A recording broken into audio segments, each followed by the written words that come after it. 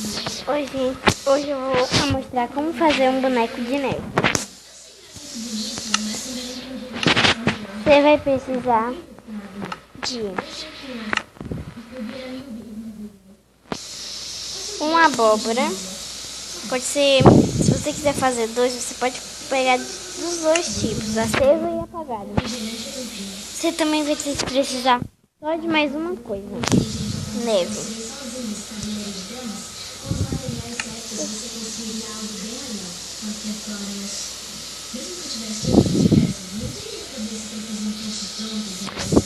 Então, primeiro você vai pegar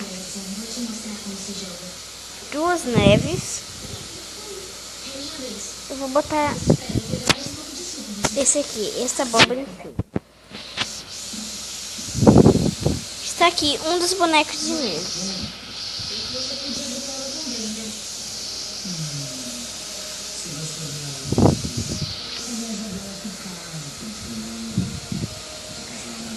Você pode botar também com ele aceso, com ela acesa, mas vai ser do mesmo jeito. Cada lugar que passar vai ter neve. Você pode fazer quantos bonecos de neve você quiser.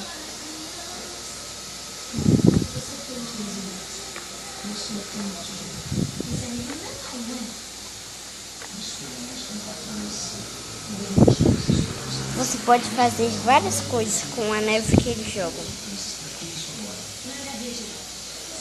Então, se gostaram, curtam o vídeo e se inscrevam no canal.